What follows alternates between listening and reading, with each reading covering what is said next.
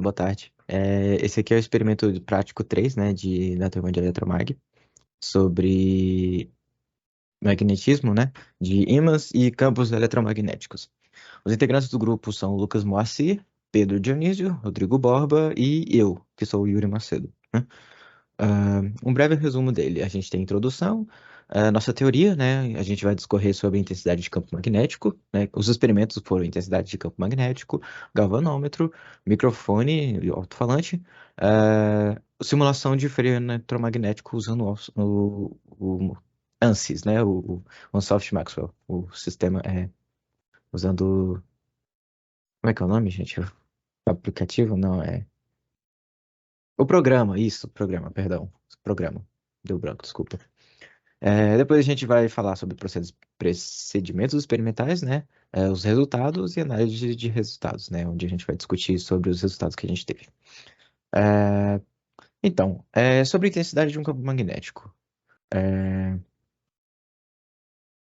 A intensidade do campo magnético é medida por uma força de que um campo magnético exerce sobre uma carga magnética ou uma corrente elétrica. É uma grandeza vetorial porque possui direção e sentido. A intensidade desse campo é representada por várias linhas de campo, que são linhas imaginárias, né, que normalmente elas são medidas. é, O campo, no caso, né, faz a medição dessas linhas de campo é dada por Teslas ou Gauss. Sobre o galvanômetro, ele é um dispositivo usado para medir correntes elétricas de baixa intensidade, né? Tanto é que a gente usou, tipo, um transformador, né? Que a gente regulava, tipo, uma voltagem muito baixa, as coisas de, tipo, menores correntes elétricas, né? No caso, não voltagem, perdão, amperagem. Amperagem não, corrente, isso. Né? Intensidade de corrente muito baixa, né? Eram inferiores a 2 amperes. Enfim, ele consiste de uma bobina móvel e um ímã fixo. Quando a corrente passa pela bobina, ela cria um campo magnético que se interage com o campo magnético do ímã e essa bobina se movimenta, né? Quando a gente faz um galvanômetro, o movimento dessa bobina vai fazer a gente ter determinada medição de angulação, né? Isso a gente, nosso amigo Rodrigo vai explicitar. Eu esqueci de comentar. A intensidade de campo magnético, o nosso colega Dionísio vai comentar sobre daqui a pouquinho, né? O galvanômetro, o Rodrigo vai comentar sobre, e o microfone alto-falante, que eu vou falar daqui agorinha mesmo. O microfone alto-falante são dispositivos que convertem a energia do som para energia elétrica e vice-versa, né? Então, eles permitem a captação e reprodução do som através da vibração do ar, né? O microfone ele é um transdutor que converte as ondas sonoras em sinais elétricos, né? E já o alto-falante ele faz o contrário, ele transforma os sinais elétricos em som através da vibração do ar. É, A gente vai ter a simulação do freio eletromagnético, que o nosso colega Lucas Moacir vai falar daqui a pouco também. O freio eletromagnético, ele é um dispositivo que usa as forças eletromagnéticas para retardar o movimento ou parar o movimento de objeto, né? A gente tem, por exemplo, trens japoneses que fazem uso desse tipo de tecnologia, né? Porque eles, através da indução eletromagnética, eles conseguem, né, fazer um trem inteiro, né, parar ou andar, enfim. Só um exemplo prático.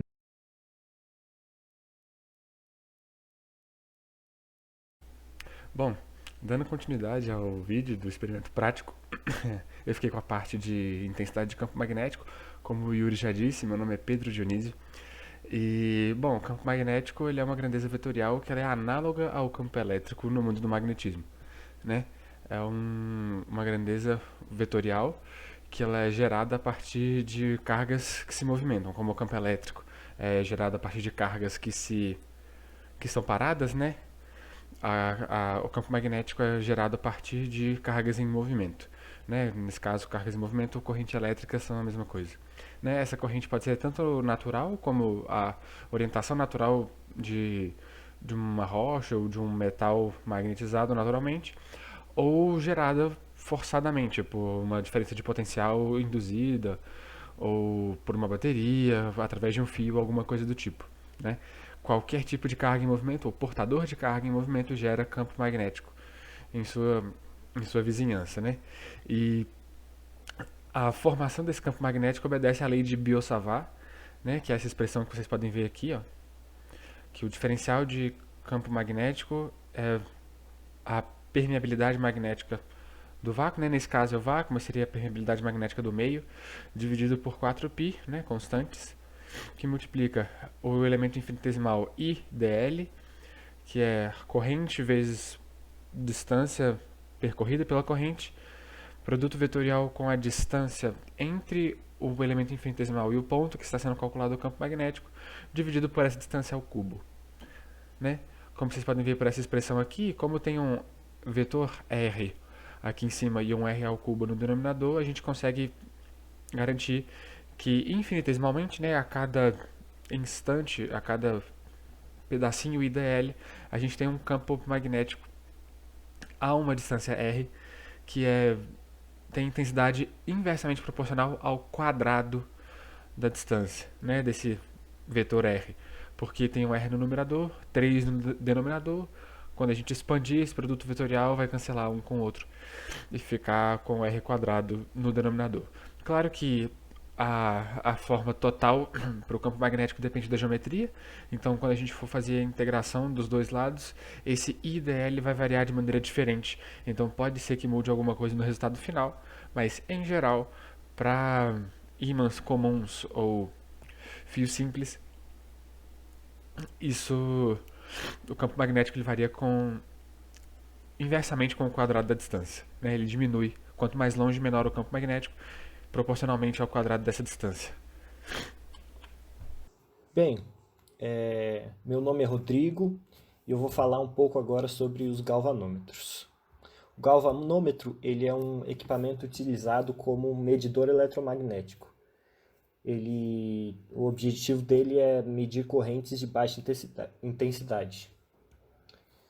Ele funciona com base no efeito de rotação que os campos magnéticos provocam nas espiras, conduzindo corrente elétrica. Então, basicamente, quando uma corrente elétrica percorre um eletroímã, surge à sua volta um campo magnético que interage com o campo magnético criado pelo ímã. Como a força magnética é proporcional à corrente elétrica, quanto maior for a corrente elétrica, mais o ponteiro girará. Existem vários modelos de galvanômetro, sendo os principais galvanômetro ferro móvel e galvanômetro bobina móvel. O nosso galvanômetro que nós montamos é baseado no galvanômetro de ferro móvel, onde fica uma bobina constante e imóvel e presa, e conforme a corrente passa por essa bobina, ela gera um campo magnético, e esse campo magnético ele interage com um ímã, que ele vai ser móvel. Então ele vai poder se mover e vai então gerar esse ponteiro aqui. Esse ponteiro ele vai se mexer conforme a corrente for passando pela bobina. Então, sobre o alto-falante, ele é composto basicamente de por quatro componentes estruturais, né? Aqui no vídeo não dá para ver muito bem, mas lá dentro do... No vídeo não, perdão, no slide, né? Aqui no slide a gente consegue enxergar pelo nosso experimento que a gente tem o diafragma, ou a membrana, né, que seria essa parte mais externa aqui do cone, em formato cônico. A gente tem uma bobina móvel de fio de cobre esmaltado, um ímã permanente que está aqui dentro dessa bobina mesmo, e um gap de ar, né, entre a membrana e a bobina, para que a gente permita que o ar vibre, né, produzindo assim o som. Bom, vou explicar um pouquinho sobre cada um dos componentes agora. O diafragma, ele é conhecido como cone ou membrana, né? Ele é uma parte fundamental, justamente porque ele vai ser... Normalmente é feito de material flexível, né? No nosso caso, a gente usa um plástico, mas pode ser feita de papel, polímero ou metal, ou até mesmo borracha em alguns carros, né? Látex, enfim. Ele é responsável por vibrar o ar e produzir as ondas sonoras, né? Quando ele é acionado pelo sinal elétrico que proveniente da bobina, né? Já a bobina móvel, ela é um fio de cobre esmaltado, né, enrolado, espiralado, que faz que se conecta, né, diretamente ao diafragma, e ela vibra dependendo da corrente elétrica que passa por ela, né? Então a corrente elétrica passa pela bobina móvel, e a vibração da bobina móvel faz o diafragma vibrar, que faz o ar vibrar, que faz assim, né, o nosso som ser produzido. Já o ímã permanente é ele que vai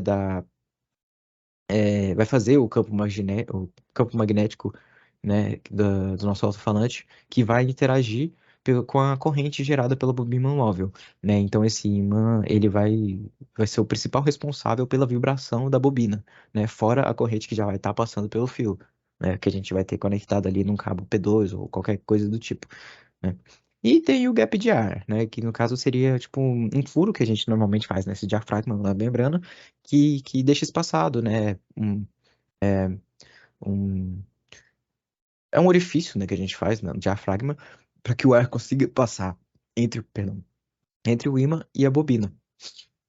Então, esse gap de ar é extremamente necessário, porque se a gente não conseguisse ter esse gap de ar, o ar lá dentro da bobina não vibraria, e se ar lá dentro da bobina não vibrando, ele não vibra o ar da parte externa, e assim, nosso alto-falante não funcionaria.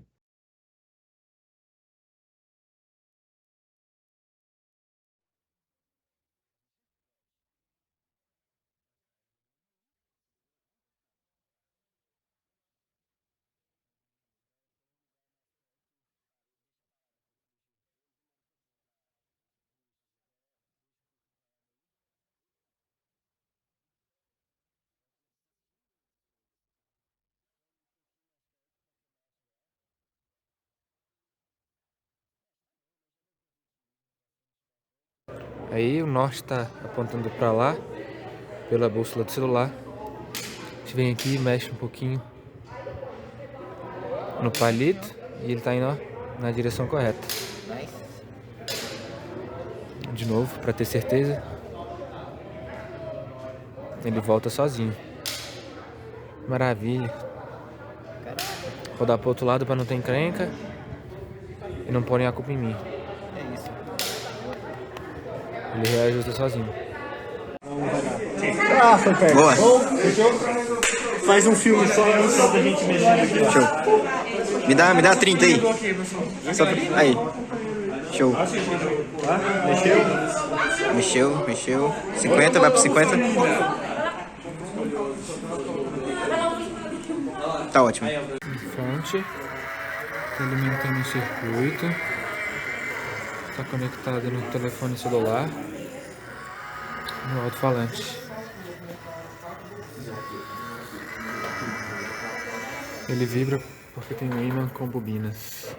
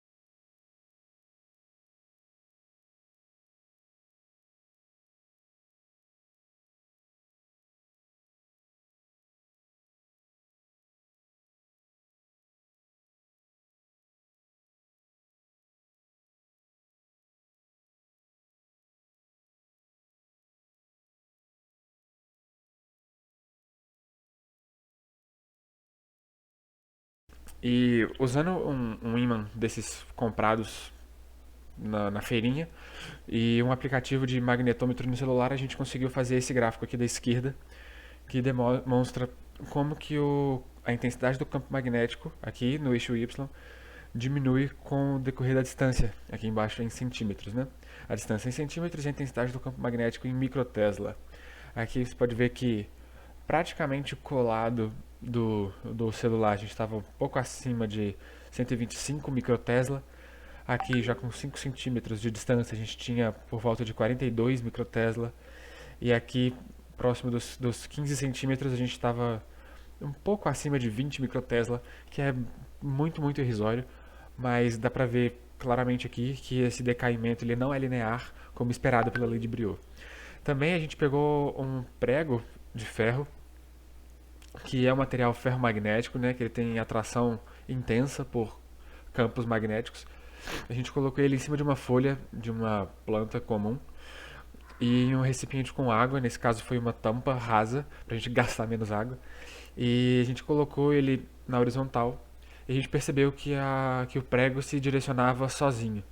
E aí a gente pegou um aplicativo de celular que mostra qual que é a direção do campo magnético da Terra e a gente viu que a agulha, né, o prego, ele se alinhava perfeitamente com a direção norte-sul.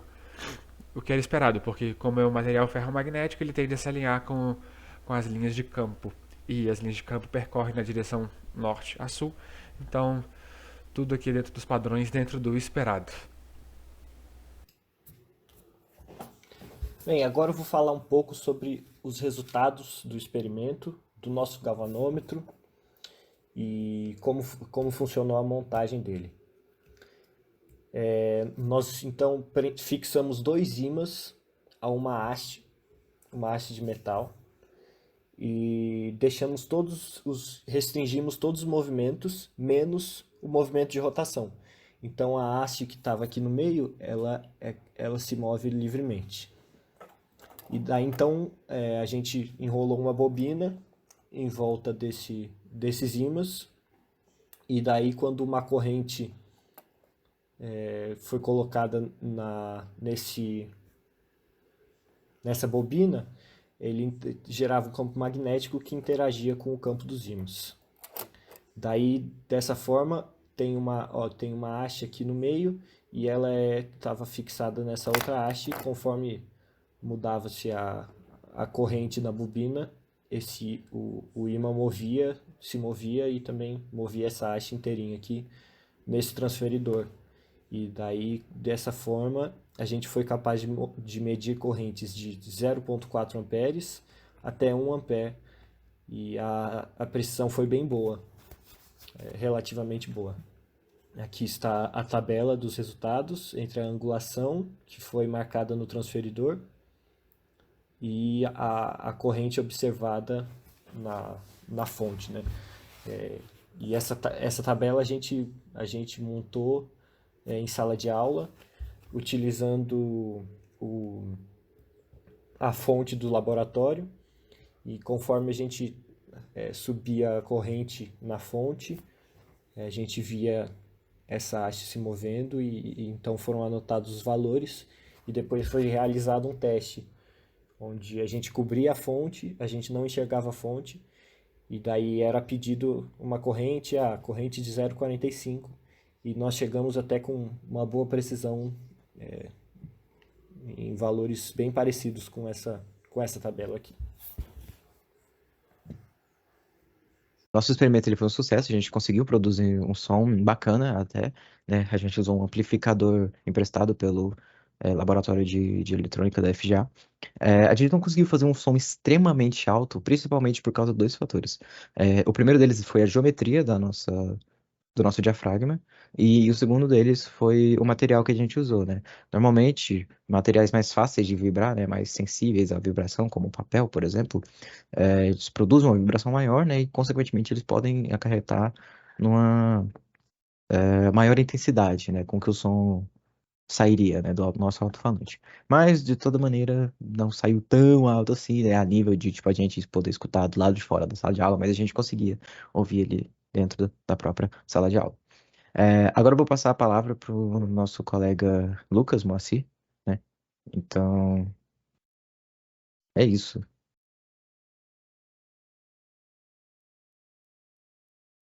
A gente está aqui de volta agora, né? A gente vai ter o nosso tópico de fórum, né? De discussão sobre o experimento que a gente conseguiu obter os resultados, né? Desejados, esperados. Dionísio, você se importa de começar? Vamos lá, vamos lá.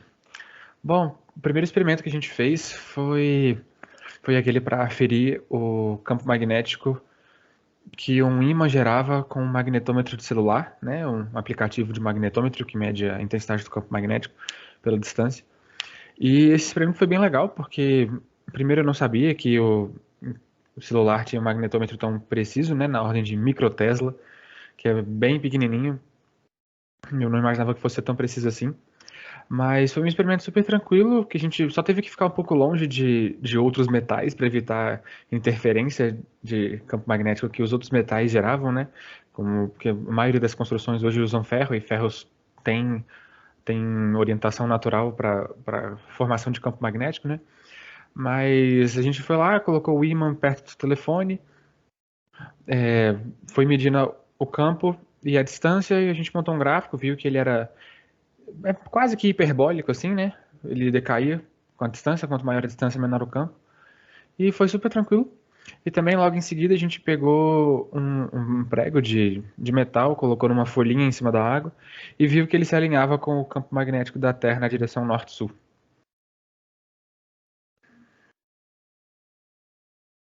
Para mim, esse da bússola, o que deixou esse da bússola um pouco complicado é que a gente precisava fazer um jeito de primeiro o prego boiar, né? Daí por isso a gente pegou uma folha de planta mesmo e, e um jeito de fazer ele encostar na borda para não, não atrapalhar na medição, né? Magnetizar ele, deixar tudo certinho. Deu um trabalhinho para a gente achar o ponto certo. Ou era uma folha muito pequena, daí afundava, ou era uma folha muito grande, não girava. E deu um trabalhinho, mas depois deu certo. Conferimos com a bússola. Isso foi bom. O que eu mais fiquei encabulado com esse experimento foi que, tipo, eu já tinha uma noção prévia, né, assim, antes de cursar a disciplina, que metais naturalmente, né, tinham essa predisposição a, tipo, é, não interromper, mas interferir, né, em campos eletromagnéticos. Só que, assim, eu não tinha noção de que esse seria uma interferência, tipo, tão absurda, assim, né, tipo, a gente tava lá nas mesinhas, tipo, debaixo de uma estrutura que tava, tipo, sei lá, pelo menos 2 metros de altura do celular onde tava, né, onde a gente tava aferindo o campo.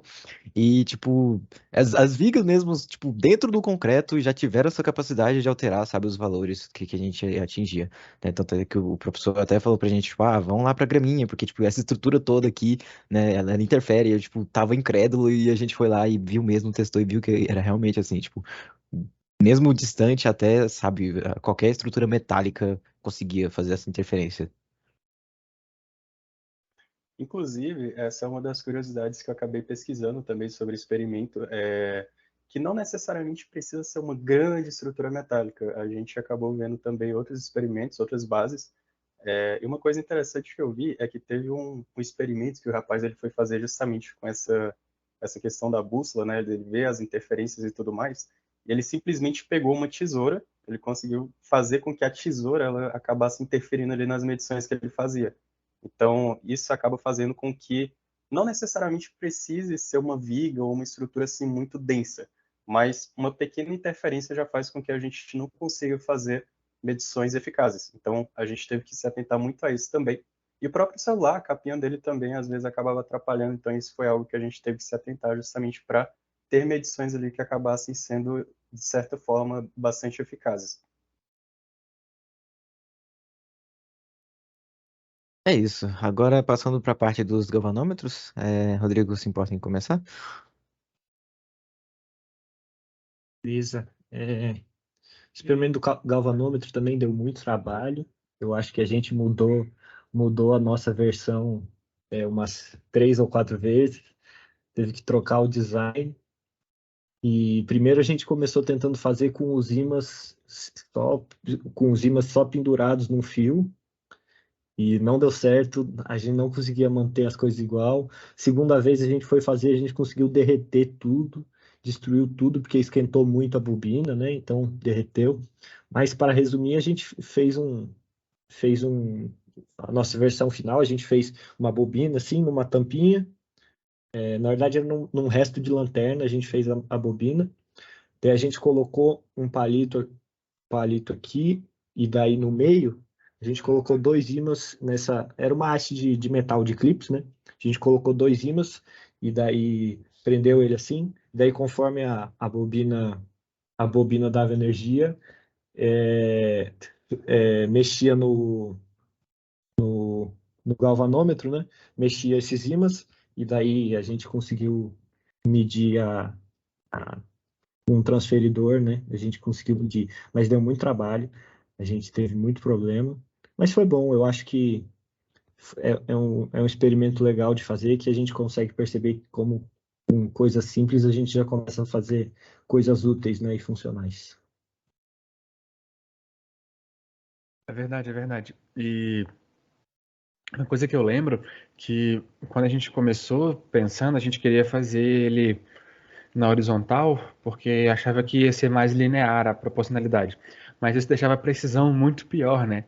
Então a gente deixando ele na verticalzinha assim, para para mexer assim, ao mesmo tempo que era mais preciso, ele deixava de ser linear, né?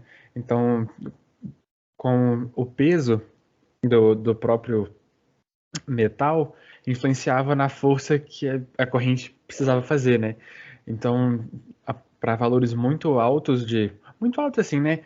Dentro dos padrões que a gente conseguiu medir, valores maiores de corrente, a gente precisava variar mais a corrente para mudar pouco a inclinação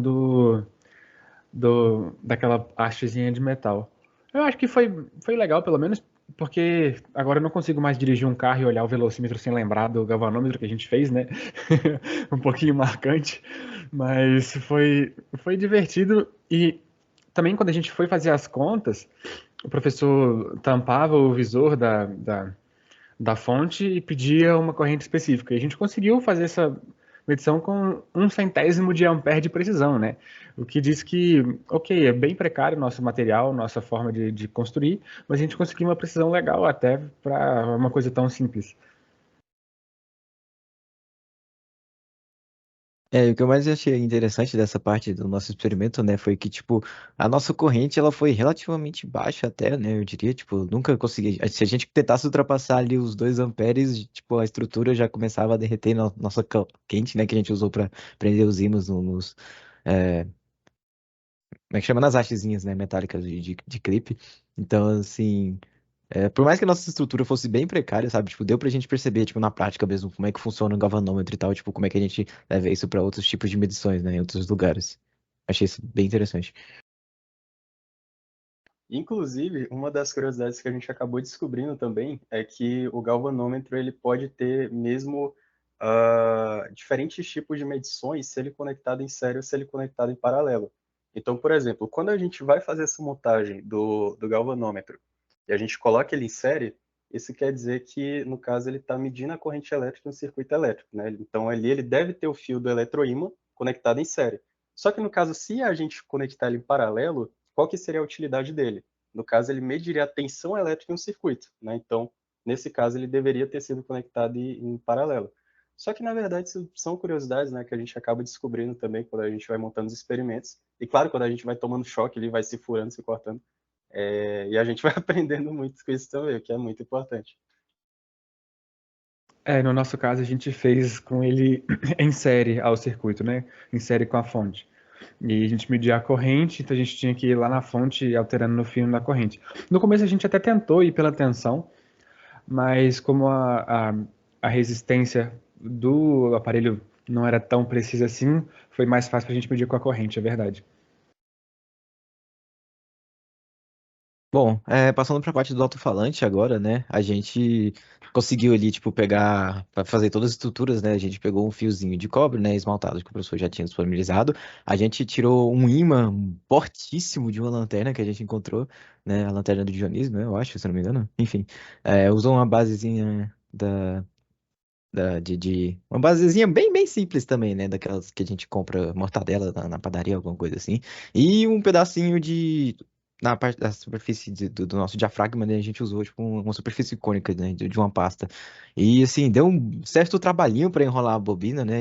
Toda bobina, eu imagino que dá trabalho pra gente conseguir enrolar e manter ali, tipo, bem próximo o suficiente, né? Pra gerar aquele campo que a gente precisava. Mas a gente teve sorte até que o nosso ímã estava forte o suficiente para gerar as vibrações, né? Para produzir o som que a gente queria fazer ali. O nosso som, tipo, não foi extremamente alto, né? Porque eu diria, principalmente pelo formato, né? Tipo, que não estava perfeitamente icônico, né? E pelo material que a gente usou. Mas ainda assim, a gente conseguiu ter resultado bastante agradável até.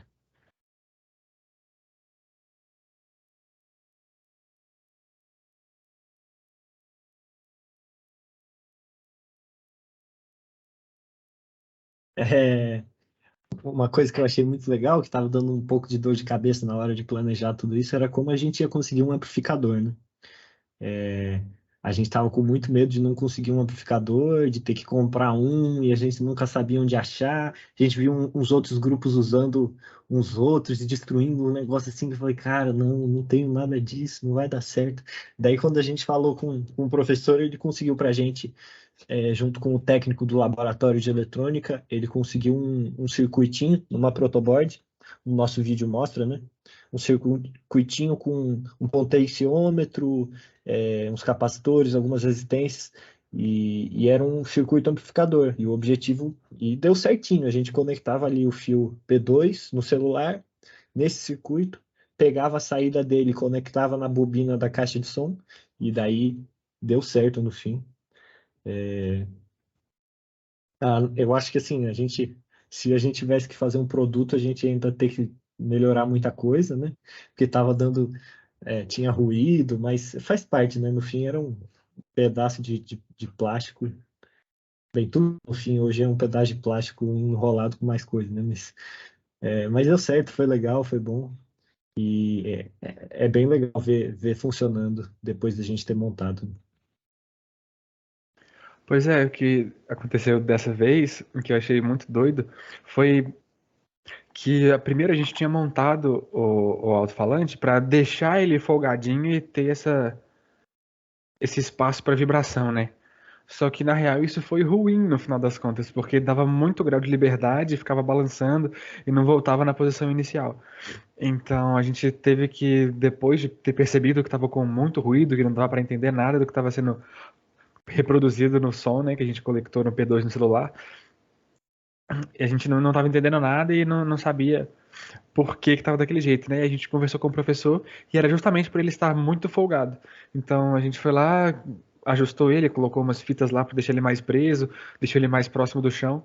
E aí quando a gente ligou de novo, a gente ouviu e tava no volume bom, tava com muito menos ruído.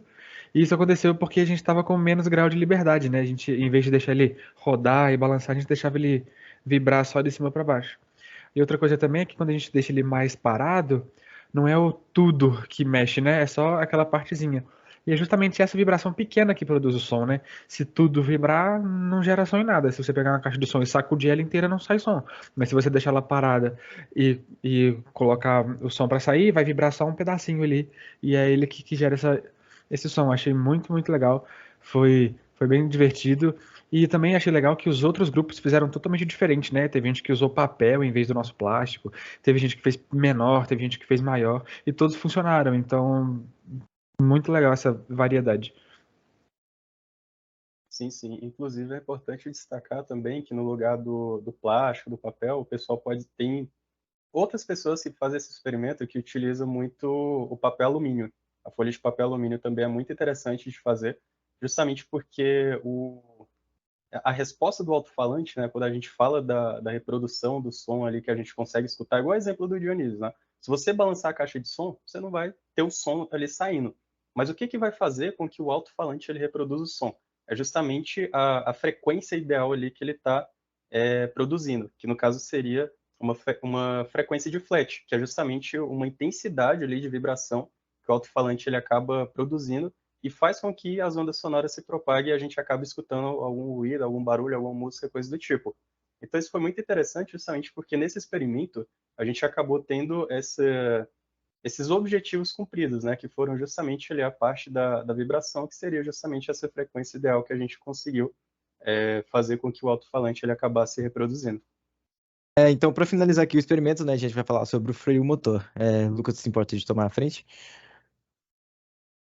Bom, então aqui nas simulações a gente teve 4, né, foram 4 simulações, e todas elas foram interessantes de fazer, mas ao mesmo tempo acabaram sendo um pouco complexas, justamente porque ali dentro da simulação, o que a gente tinha que fazer?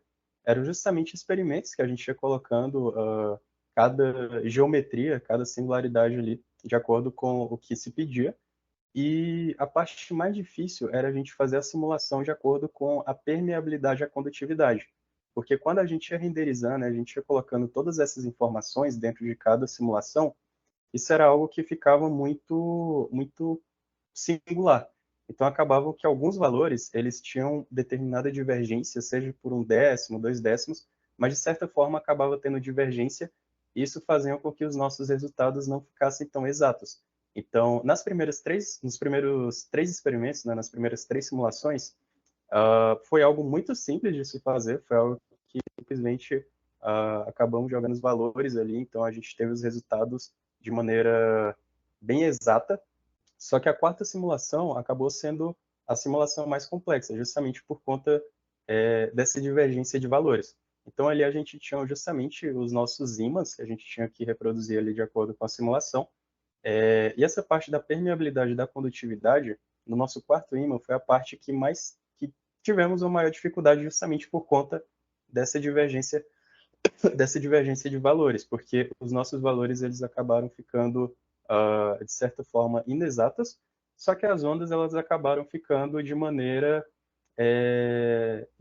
visualmente ali agradável. Então, visualmente, a gente conseguiu ter, de acordo com as nossas linhas e tudo mais, a gente conseguia ter os nossos valores bem propagados, de acordo com a software, mas na 4ª simulação foi justamente esse problema que a gente teve, né? A gente teve divergência ali de 1, 2 décimos, mas de certa forma, graficamente ficou bem visual ali de a gente conseguir compreender todas essas simulações. É verdade, é verdade. Uma coisa que eu acho legal disso é que, como você falou, são simulações de freios magnéticos, né? E eu não consigo não lembrar dos trem-bala maglev, né? Que você pega um metal, esfria ele muito, e aí ele passa do ponto de supercondutividade, e aí, como o nome sugere, ele passa a ter uma condutividade totalmente diferente, ele conduz corrente elétrica muito mais facilmente. Também teve um pedacinho lá atrás que a gente fez no experimento teórico, né, sobre isso, que falava um pouquinho sobre como funcionavam os supercondutores e tudo mais. E é legal porque no que a gente, pelo menos quando eu penso em força magnética, eu penso em aceleração, né? Mas a aceleração também pode ser no sentido contrário ao movimento, né? Então a gente coloca lá e ele desacelera, o que faz total sentido. Então você liga lá, o maglev acelera, vai muito, muito, muito, muito, muito rápido, sei lá, 600, 800 km por hora. E depois volta a frear por causa da mudança na condutividade, na permeabilidade, como você mesmo disse. Foi justamente o que deu problema na 4ª simulação, né? Bem, essas simulações são muito interessantes, todas que a gente fez durante o curso. Assumo que da primeira para essa aqui a dificuldade aumentou bastante. Eu lembro quando eu abri a primeira, eu falei, nossa, isso é difícil. Daí eu fui fazer, não achei tão difícil. Daí desde então eu achei todas muito difíceis e bem complicado. Mas essa de freios eletromagnéticos e de no fim, essa tanto do teórico quanto dessas do prático, são quando a gente começa a entrar mais no campo de eletromagnetismo mesmo, né? Antes a gente fez vários de capacitores e coisas assim, mas agora nessa parte que começa a entrar o magnetismo de verdade, a coisa fica mais complicada, pelo menos eu achei, né? Mas eu acho que assim, era esperado os resultados que a gente teve nas simulações. No fim, são simulações complexas e com muitas variáveis mesmo. Mas faz parte.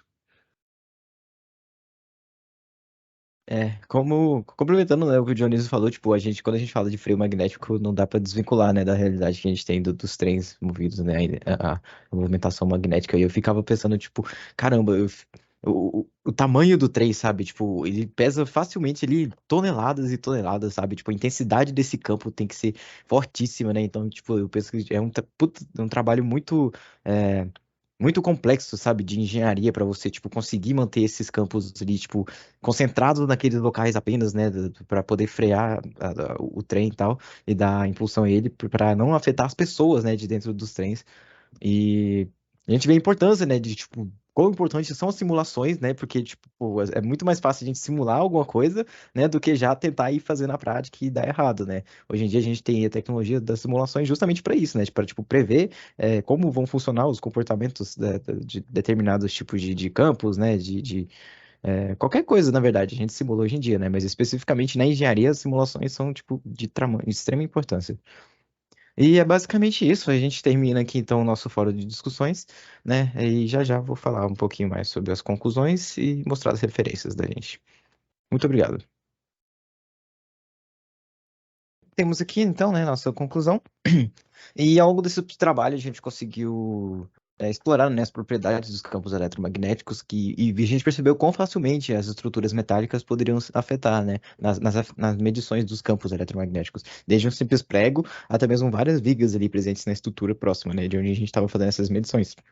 É, a gente também viu que para compreender melhor, né, os galvanômetros, a gente, tipo, teve uma noção melhor, né, de como que ele funcionava, de, tipo, como a gente separava ali, né, selecionava diferentes modos de fazer medições, né, de intensidade de corrente, e de diferença de potencial, né. A gente também usando corrente elétrica, né, na presença de um amplificador, viu que podia gerar um som, né? Só que depende muito também do tipo de ímã, né, da intensidade do campo magnético do ímã que a gente utilizava, da geometria do material que a gente estava usando, do tipo de material que a gente estava usando, né? E principalmente também, né, de tipo da nossa fonte sonora, né? Então, não necessariamente poderia ser ali uma fonte muito mecânica, né?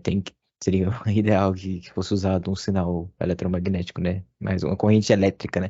Facilmente passando por uma bobina ali consegue gerar uma vibração, né? No campo magnético de um ímã mais forte, né? Do que os usuais.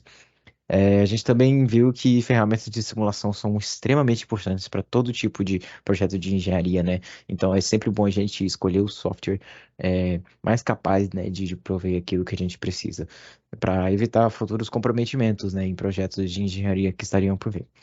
E aqui nós temos as nossas referências, né? Que a gente usou. Basicamente, a gente usou o conhecimento prévio, né, de aulas teóricas e um pouquinho, né, do que está presente aí nesse último slide. Muito obrigado pela atenção e tenha um bom dia, uma boa tarde, uma boa noite. Por hoje é só.